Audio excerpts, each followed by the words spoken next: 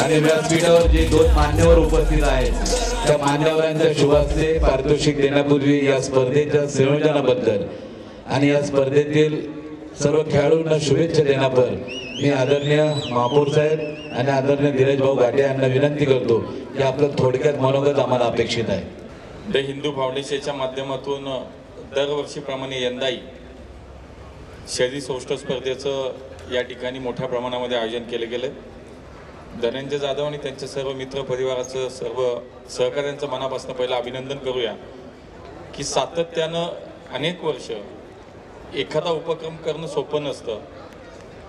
तो सुरू करतो आपण, परंतु त्याच्यामध्ये सातत्य राखणं आणि ते दरवर्षी यशस्वीपणे करणं हे खूप अवघड काम धनंजय आपण आणि आपली टीम करताय. त्याबद्दल आपलं मनापासून अभिनंदन पुन्हा एकदा करतो. खरं तर आपल्या पुण्याची ओळख ही जगाच्या नकाशावरती अनेक अर्थानं आहे.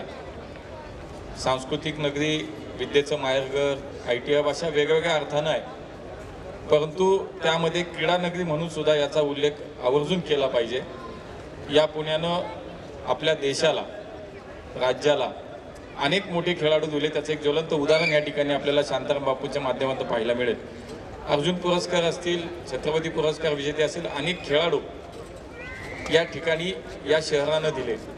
मला असं वाटतं म्हणून या क्रीडा नगरीमध्ये शहरी सौष्ठव सारख्या या क्रीडा प्रकारामध्ये सुद्धा खूप मोठी लोक, खूप मोठे खेळाडू या ठिकाणी झाले.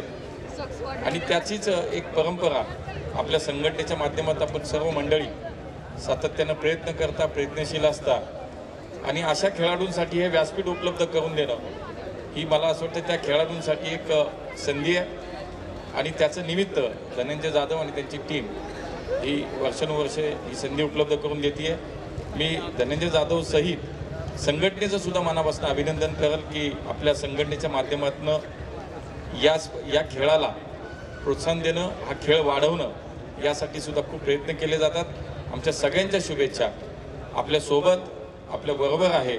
त्यामुळे पुन्हा स्पर्धा आयोजन करण्याचं संघटना म्हणून आपलं आणि सर्व खेळाडूंचं या ठिकाणी मनापासून अभिनंदन करतो, शुभेच्छा देतो. धन्यवाद. जय हिंद, जय महाराष्ट्र. धन्यवाद अण्णा.